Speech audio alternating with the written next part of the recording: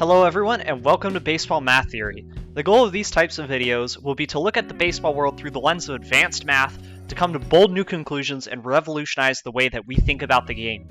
I'll naturally include the math that I did to come to these conclusions, but I'll make sure to explain everything in a way that could be understood without math as well. Today, I'll be investigating an age-old baseball colloquialism. A run saved is as good as a run earned. The concept behind this thinking is that in order to win a baseball game, you need to simply outscore your opponent. Whether you break a tie by scoring more runs than your opponent or allowing one less run, you still win the game. However, the general effect that run prevention and run scoring have on a franchise are drastically different and can affect everything from your team's general build to your strategy overall. So, is a run saved really as good as a run earned? Let's dive into the math and find out. In order to evaluate the value of a marginal run squared or run allowed, we need to have some kind of way to relate the two to winning percentage. So I'm going to be using the Pythagorean Record for this, which predicts that a team's winning percentage will be approximately equal to the runs scored squared divided by the runs scored squared plus runs allowed squared. Theoretically, if we are able to plug in any different values for runs scored and runs allowed, we can flip them and they'll still yield approximately the same winning percentage, or exactly the same winning percentage rather. So to do this, let's start by taking a base value of 800 runs per year, both allowed and scored, as our baseline. Plugging this into the formula, as we'd expect, we get a 500 winning percentage. Now, let's increase our runs scored by 200 to 1,000, going from an average offense to an incredible one. This improves the team's winning percentage to roughly 610, which is a very strong playoff team. Now, instead, let's reduce the runs allowed by 200 to 600, going from an average defensive team to an incredible one. Theoretically, this should yield the same winning percentage if we run prevention and run scoring are of equal value. Instead, we get a drastically better winning percentage of 0.64. This seems to imply that runs saved and runs allowed are not actually of the same value. As such, we're going to have some kind of way to mathematically prove this. Alright everyone, if you're not interested in the math behind this concept and you just want to see a summary of it and then the conclusions we can draw, I totally get it. If you're not one of the few math nerds out there, go ahead and skip to around the 15-minute mark of the video where I'll quickly catch you up on the concepts I'm about to cover and then dive into how this actually impacts baseball. Alright everyone, before we dive into the math, I just want to quickly preface this with a quick statement. So, there are going to be two parts of math in this video. The first bit is going to be looking purely at algebra and a little bit of geometry. It's going to be easier to follow, the math is not going to be as difficult overall. The second bit is going to be involving calculus, and that might be a little bit tougher to follow as well, given that the math gets kind of messy. Anyways, with that said, let's go ahead and dive into it. So the first thing that we want to analyze here with our Pythagorean record is what kind of impact does a marginal change in runs scored or runs allowed actually have on your winning percentage. So first, let's go ahead and take some variable m and some variable n as our marginal change in runs allowed and runs scored respectively, and substitute those values into this formula. So for our runs allowed, we now have rs squared over rs squared plus ra minus m squared, and for our runs scored, we have rs plus n squared over rs plus n squared plus ra squared. Now, of course, you can just say these are variable anyways, but we're just going to say some constant runs allowed and runs scored, some change, so that it's easier to see what kind of effect this has. On both sides, our runs allowed changing and our runs scored changing, we're going to go ahead and pull out the runs scored variable. So here on our runs allowed, we have rs squared over rs squared times 1 plus ra minus m squared over rs squared, and on our runs scored variable, we have rs plus n squared over rs plus n squared times 1 plus ra squared over rs plus n squared. And of course, this is possible using just the distributive property, nothing too complex here. Now, the reason I'm doing this is so that we can cancel out these rs values, and we just have 1 over 1 plus some change, some quotient value. So this value right here is going to be what affects our winning percentage in the denominator for both the runs allowed and runs scored formula. Obviously, a 1 over 1 winning percentage, you win every game you play. So what's keeping you from that? Well, these values. So for our variable runs allowed, we can see that the greater the value of that RA minus M squared over RS squared, the lower team's winning percentage, and same for this RA squared over RS plus N squared for a variable runs scored value. There's a couple of things we can note here. First thing is that our RA is affecting the numerator of this, whereas the RS is affecting the denominator. So having better runs allowed means a smaller numerator, and better runs scoring means a higher denominator. And combine those two things, you lower this value, and of course come closer to that perfect winning percentage. Anyways, the next thing that we can do is set these equations for variable runs scored and runs allowed equal to our win probability, but instead of having win probability as our dependent variable, let's say that we want to identify how many runs we need to score or prevent rather to achieve a certain winning percentage. So here I essentially just substitute in X for our runs allowed and C for our runs scored, which is going to be a constant in our runs allowed formula. Solve for our runs allowed formula, and we get this. Do the same thing for our runs scored, except we have Y instead of X for our runs scored and K instead of C for our runs allowed squared. Anyways, those don't really matter. This is just process. You're more than welcome to take a look at it if you like, but this is what really matters, our final conclusion, which is that our runs allowed is going to be equal to our runs scored times the square root of 1 over win percentage minus 1, and our runs scored is going to be equal to our runs allowed times win percentage over 1 minus winning percentage. So these are going to give us, given a certain winning percentage, how many runs do we need to prevent or score in order to achieve that? So there's a couple of things that we can do with these. But the first is just very simply take a look at it geographically, or graphically rather. So what do these equations look like graphed? So in this case, I set RA or RS, the left side of this equation, equal to our independent variable, and I have win probability as our dependent variable, or excuse me, as our independent variable, and RA, RS are our dependent variables. So win probability is on the x-axis, runs allowed or runs scored is on our y-axis here. So what these graphs tell us is at any point on this graph, given a certain winning percentage we want to achieve, what value of runs allowed or runs scored do we have to reach in order to get that winning percentage? So I set runs allowed and runs scored on the right side of the equation, which are held constant, equal to 800, just to stay consistent with what we did earlier. Now looking at the graph itself, there's a couple of interesting things we can note. First, it's symmetric over the line x equals 500, which is a winning percentage of 500. And that kind of makes sense since you generally expect runs scored and runs allowed to have similar impacts on your overall winning percentage. Now, of course, given the trends of these graphs, there are a couple of other things we can identify. Past that point of x equals 500, or our winning percentage is 500, we can see a couple of interesting things. Going below 500, so when we have bad teams, below 500 teams, we can see that in order to go from a winning percentage of 500 to 0, our runs scored total only has to change by 800. So obviously you can't win any games without scoring runs, and that's perfectly reflected here since you lose all of your games by scoring 0 runs, a change of 800 runs scored. Now on the other hand, with our runs allowed, you can never lose every game perfectly so long as you're scoring runs. You're going to have some probability of winning at least one game during the season, so your winning percentage never quite reaches 0. It just asymptotically approaches it with higher and higher runs allowed totals from 800. But what this means is we go from 800 to infinity versus 800 to 0.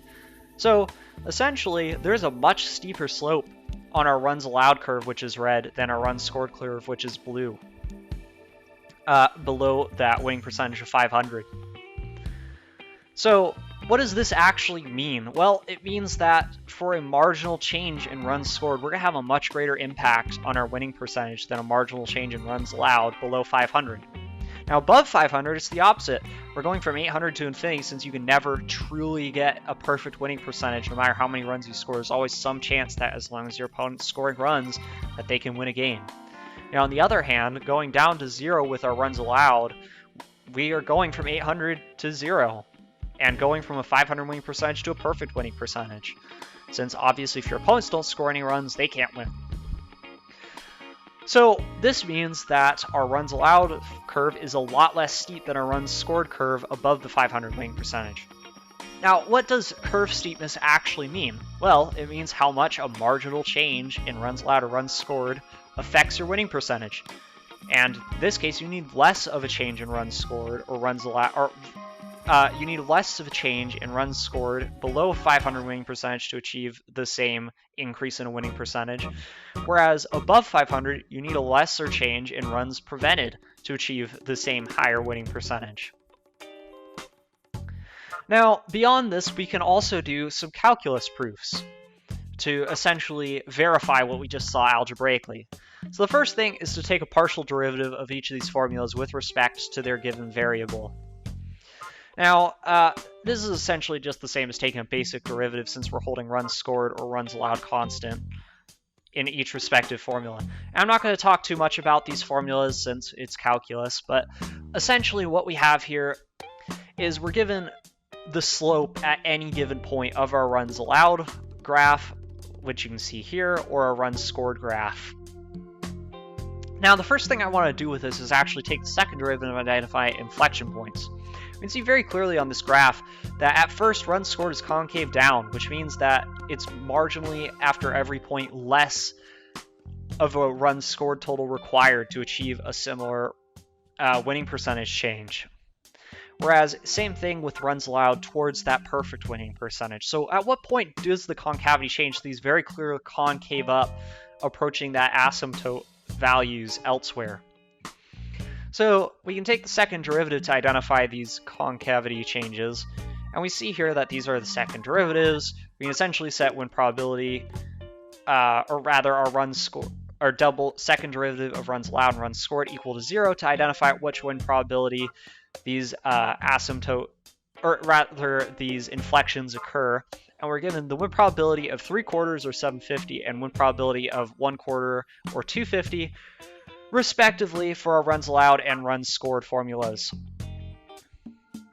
Now, obviously it's nice to know where these inflection points occur, because it's a good idea of the shaping of the graph and at which point the marginal value continues to increase.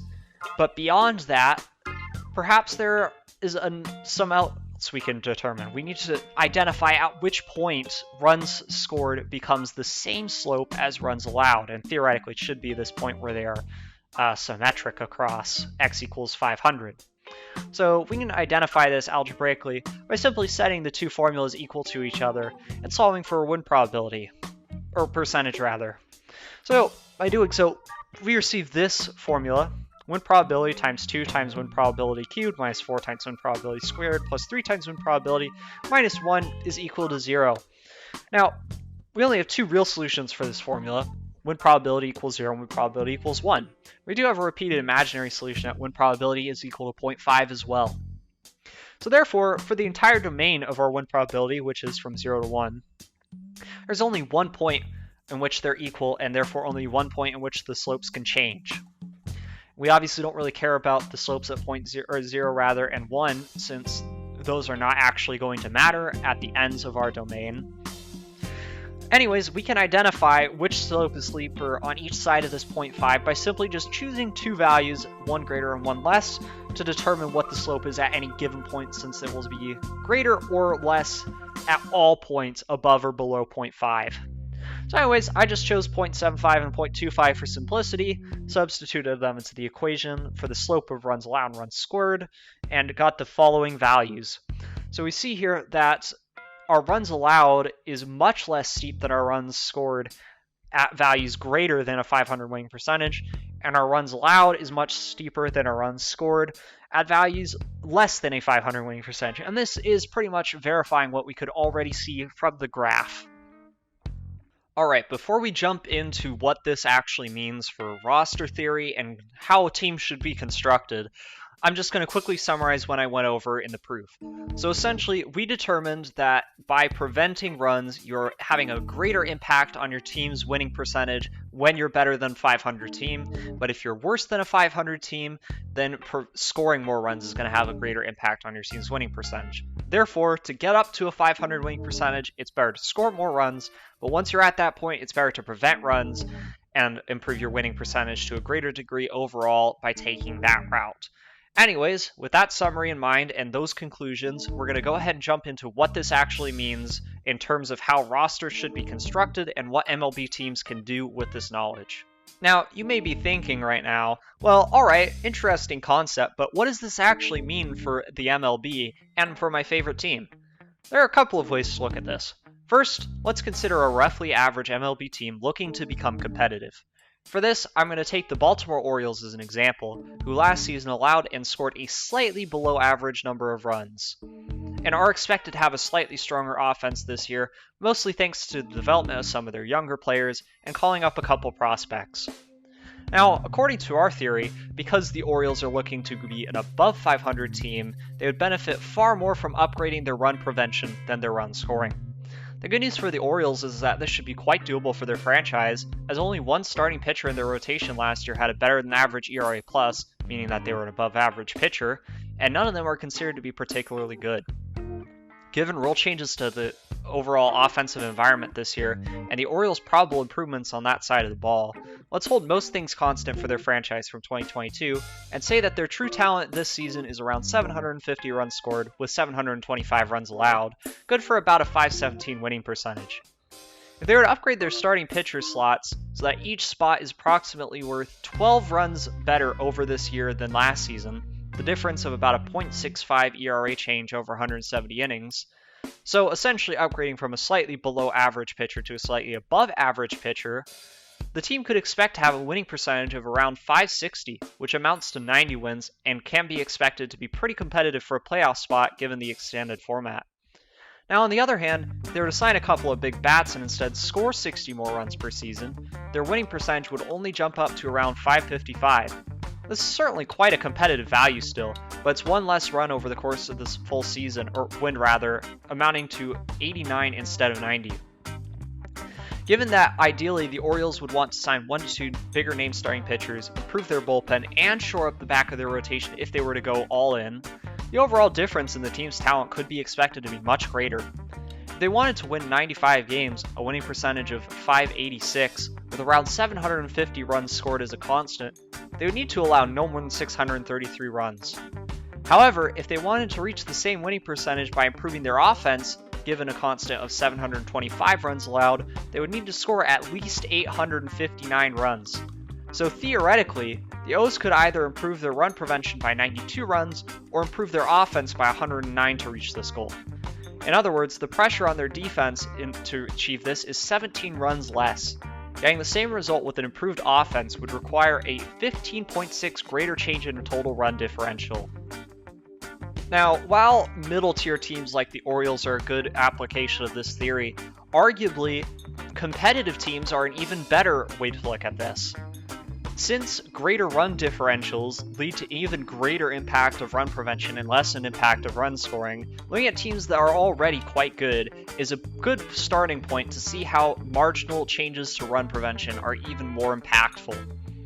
So, we're going to take instead 2 playoff teams that are looking to get even better in 2023, the Phillies and the Blue Jays. Both teams largely made it to the playoffs last season on the backs of their offense, boasting really strong hitting but mediocre run prevention. This offseason, the 2 biggest moves the Blue Jays made were trading away a weaker fielding outfielder, Teoscar Hernandez, for a good reliever, Eric Swanson, and acquiring one of the best defensive outfielders in baseball in 2022, Dalton Varsho. Overall, the Blue Jays' run prevention should improve greatly from these transactions, even if their offense takes a slight hit.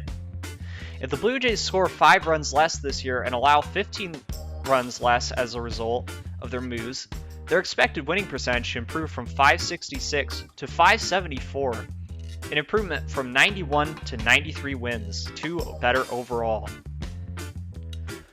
The highlight of the Phillies offseason, on the other hand, was the addition of Trey Turner to fill their hole at shortstop. He shouldn't be expected to hurt the already mediocre defensive production the Phillies were getting at the position, but he can be expected to improve the offense significantly.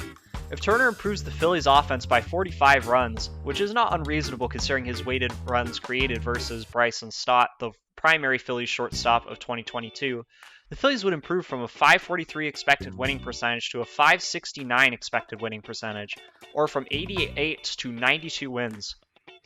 Now, while this is certainly an impressive improvement, Note that despite spending far more money for their improvement and getting 3 times the run impact of the Blue Jays overall, the Phillies should theoretically only have double the improvements in winning percentage of the Blue Jays. Now, of course, there's one last group of teams that we need to consider for this theory. Bad teams that are looking to become better. There are 2 ways that this can be approached from. The first is trying to become a mediocre team earlier and then improve up to be competitive, so in other words, the concept of gradual improvement. Or, teams may want to stay less competitive for longer while still improving their team's talent and then jump into competitiveness, like the Astros did in the mid-2010s.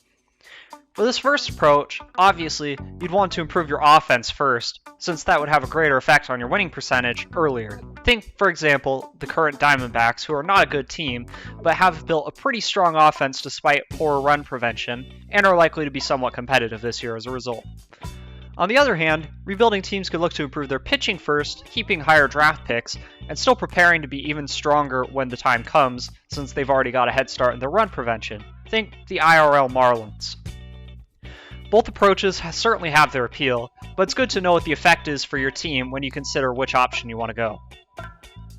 Now, I've already mentioned a number of MLB teams with how this theory should affect them, but I've picked teams to apply changes to, whereas it's really more important right now to pick teams that have already embodied this theory. Perhaps the best example of what I've been talking about is the Tampa Bay Rays, specifically the 2022 Rays. The 2022 Rays are perhaps the perfect example of a modern baseball team putting the benefits of this theory to work.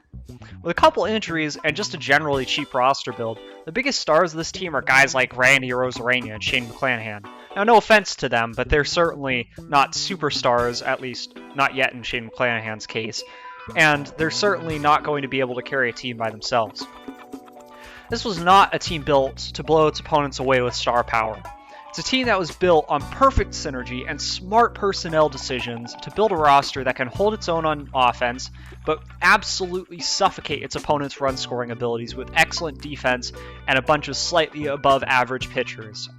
No pitcher on the Rays roster threw over 170 innings, and the 5th starter slot was cycled largely due to injuries to Shane Baz. But in the end, the Rays scored 666 runs, not a perfect mark by any stretch, and only allowed 614, good for a Pythagorean record of 88 and 74 despite a run differential of only plus 52. Many recent Brewers teams are also good examples of this success, as are the 2021 Giants. It is equally important to analyze the antithesis of this theory, better known as the New York Yankees of the late 2010s. I'll look at the most extreme season, 2019, where they scored 943 runs but allowed 739 for a Pythag record of 162. Much to the contrast of the Tampa Bay Rays of 2021, this team blew its opponents away with star power, featuring well above average offense at 8 of its 9 starting lineup slots.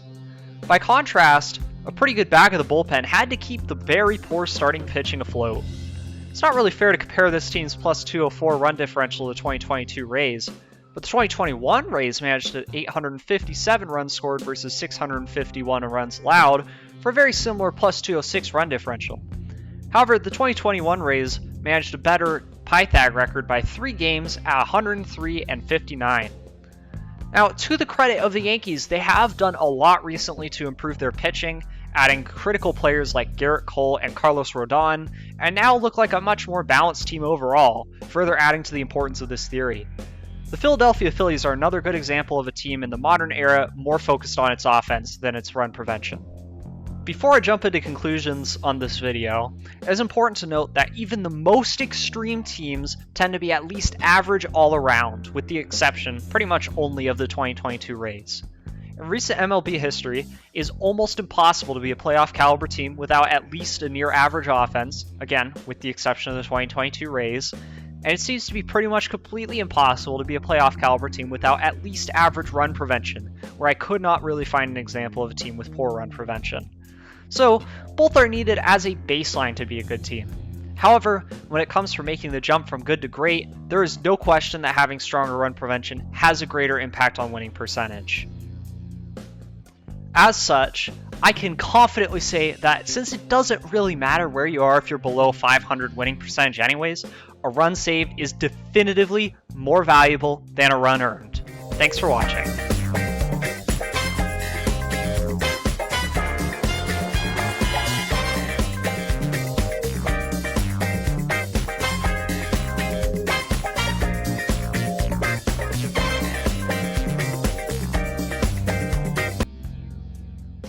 I just want to add a little bit of a disclaimer at the end of this video.